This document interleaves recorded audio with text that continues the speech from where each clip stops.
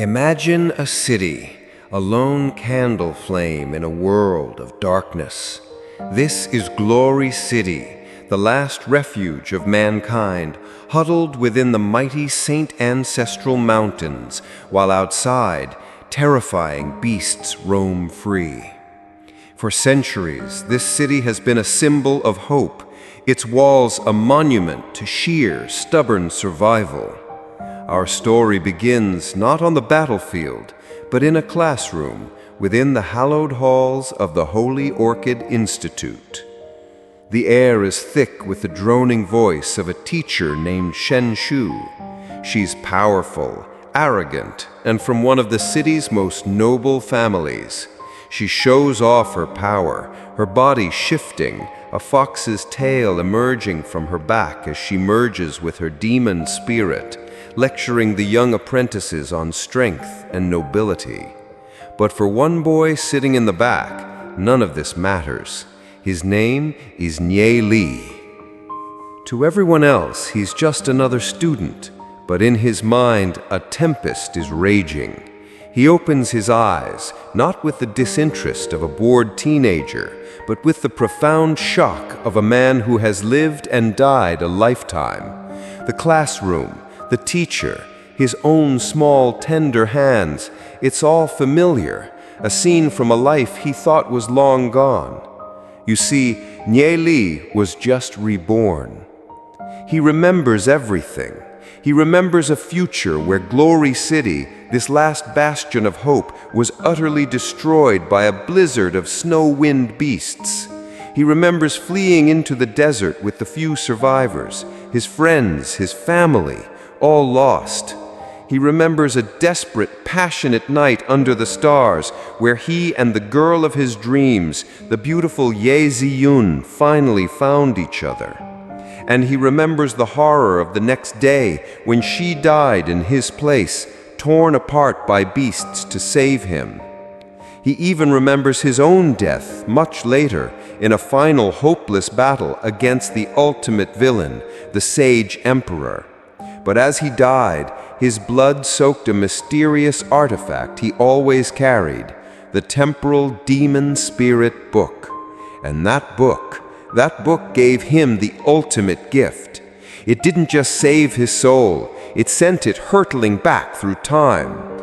He's back. He's 13 years old again. He looks around. There's his brother-in-arms, Lu Piao, alive and complaining. There's his other dear friend, Du Zi, and there she is, Ye Ziyun, alive, innocent, unaware of the deep, tragic love they would one day share. A fire lights in Nye Li's soul. The heavens have given him another chance. The pain, the regret, the helplessness of his past life are now his greatest weapons. He has the knowledge. He knows the city's weaknesses. He knows cultivation techniques no one has heard of, and he knows who his true enemies are. He grabs his friend Lu Piao in a fierce hug, startling the boy who thinks they've only known each other a few days. He looks across the room at the elegant young girl with purple hair, the daughter of the city lord, a girl so far above his station it's laughable. But Nye Li just smiles, a smile holding the wisdom and iron will of a man who has seen the end of the world. He looks at this girl he lost once before, and with a quiet, unshakable certainty, he makes a vow to himself and declares to his friend, "She's my woman." And so our story begins, not with a boy learning to be a hero, but with a hero, reborn as a boy, ready to rewrite destiny and save them all. All right, let me tell you the story of the second chapter. In the classroom, next to the beautiful girl Ye Ziyun, sat a handsome boy named Shen Yue. Shen Yue liked Ye Ziyun a lot, and when he saw her looking over at our hero Nye Li, he got jealous and gave Nye Li an angry glare. But Nye Li wasn't scared. because Ni Li knew a secret. He knew that Shen Yue's family wasn't very nice. In Ni Li's past life, when the monsters came to attack the city, it was Shen Yue's family that ran away first. So Ni Li didn't like him one bit. Just then, the mean teacher, Shen Shu, started saying some very unkind things. She told all the students, "In this world, things are not fair. If you are born from a poor family, you will always be poor. If you're from a normal family, you can never become a great hero." Hearing this, the children from normal families felt very sad and lowered their heads. One of Ni Li's friends, a kind and hard-working boy named Du Zi, clenched his fists, feeling both angry and hurt. Ni Li saw his friend was sad, and he saw the teacher looking down on people, and he just couldn't stand it.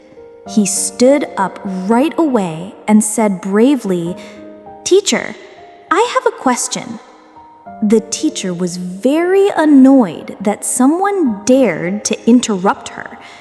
Ni Li asked her, "Teacher, you say our city is the only place with people left. Do you have any proof? Have you ever actually been outside to see the rest of the world?" The teacher angrily replied, "No, I've never left."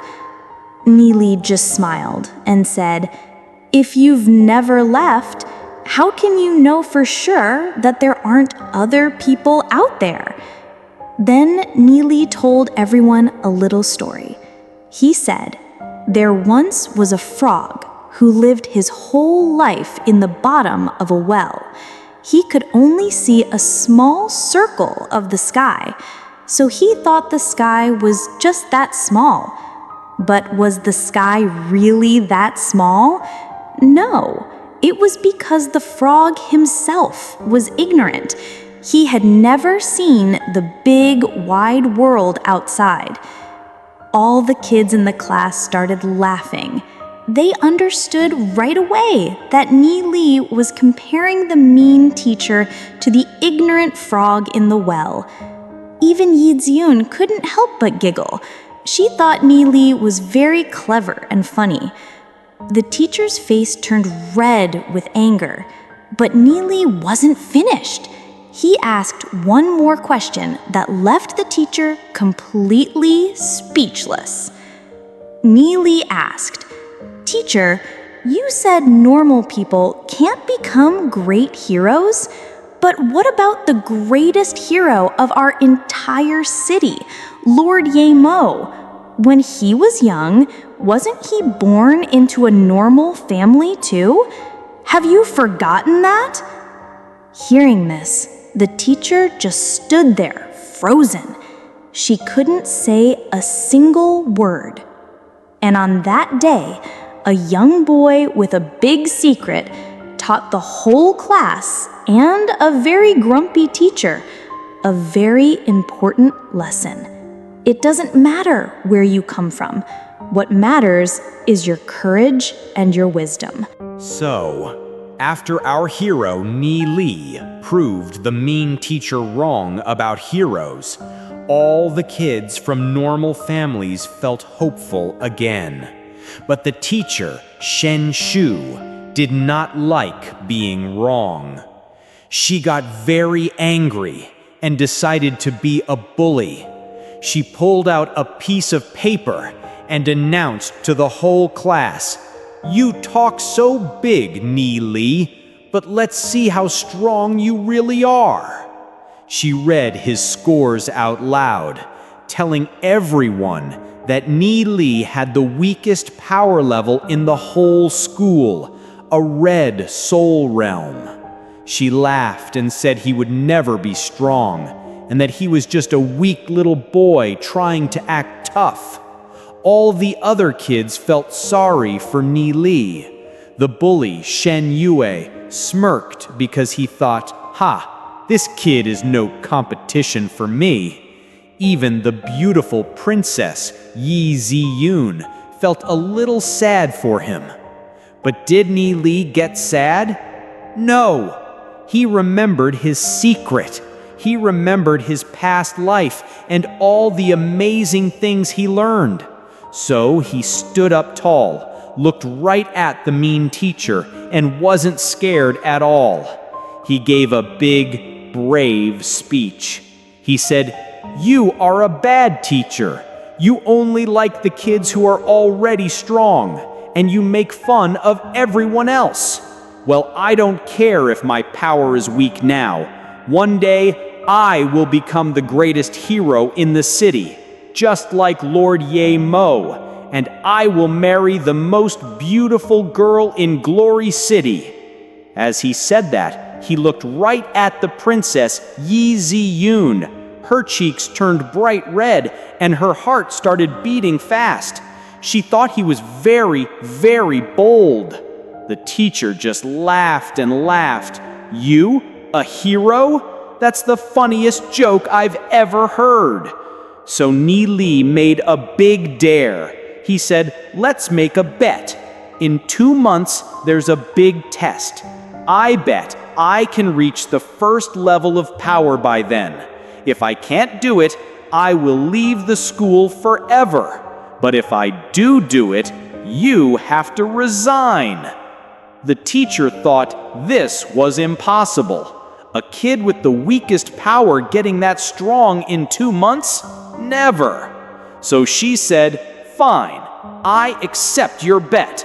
Now go stand in the back of the classroom for punishment for being rude." Ni Li just smiled and walked to the back. But then something wonderful happened. His friend, Du Zhe, the one who was sad earlier, quietly stood up and went to stand right next to Ni Li.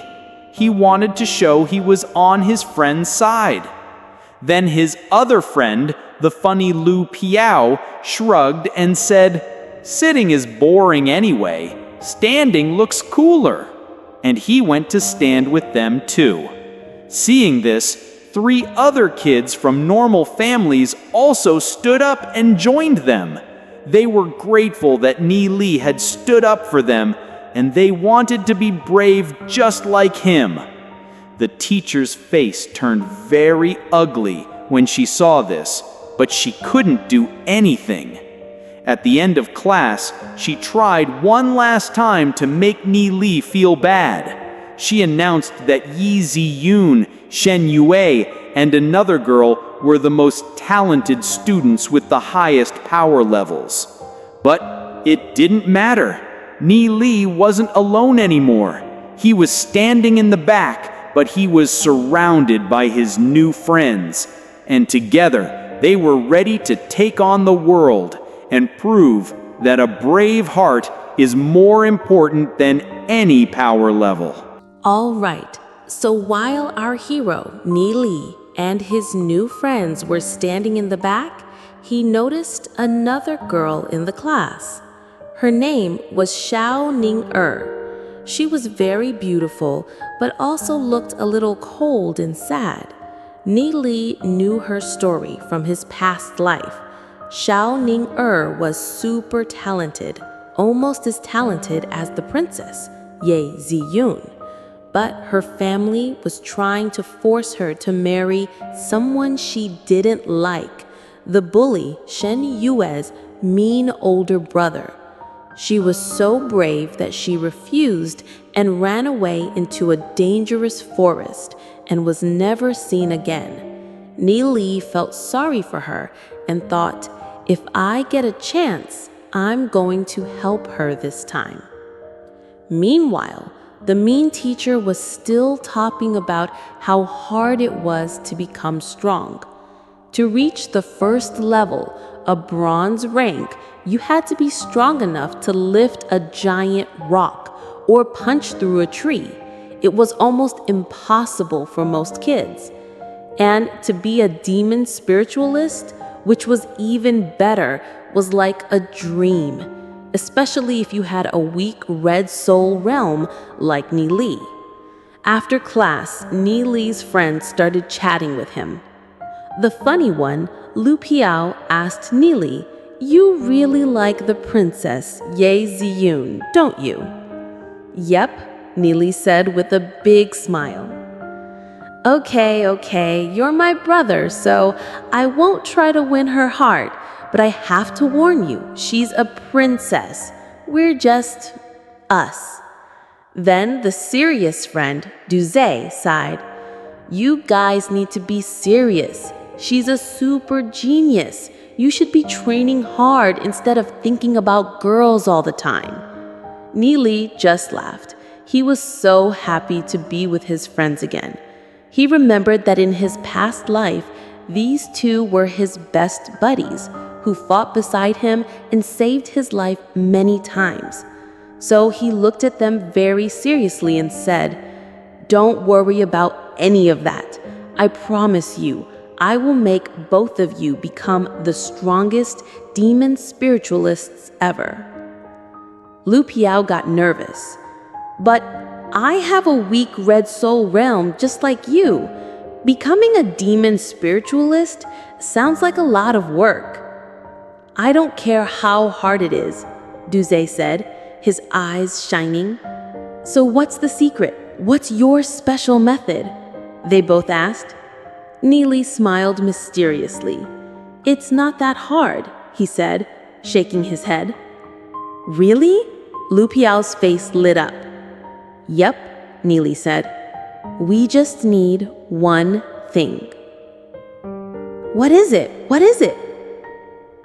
Ni Li looked at them and said, "We just need a lot of money." Lu Piao let out a huge sigh of relief. "Whew, if it's just money, that's easy. How much do you need?" "I have 2,000 demon spirit coins I've saved up. We can use it all." He looked very proud of himself. Ni Li looked at his friend and couldn't help but chuckle. 2,000? He said gently. "I'm sorry, my friend, but that's not nearly enough. For my plan to work, we're going to need millions, maybe even tens of millions of demon spirit coins." Lu Piao and Duze's mouths dropped open. Tens of millions? That was more money than a whole noble family makes in a year.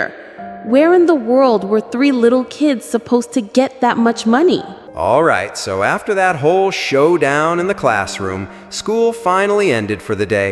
Ni Li and his new friends, Lu Piao and Duze, walked out into the bustling streets of Glory City. It was like a giant marketplace, with people shouting and selling all sorts of amazing things. And let me tell you, things in this city were expensive. A normal family could live for a whole year on just a few thousand demon spirit coins. So when a seller yelled out, "Come see this amazing bronze rank armor, only 60,000 coins," everyone's jaws just about hit the floor. 60,000! That was a fortune.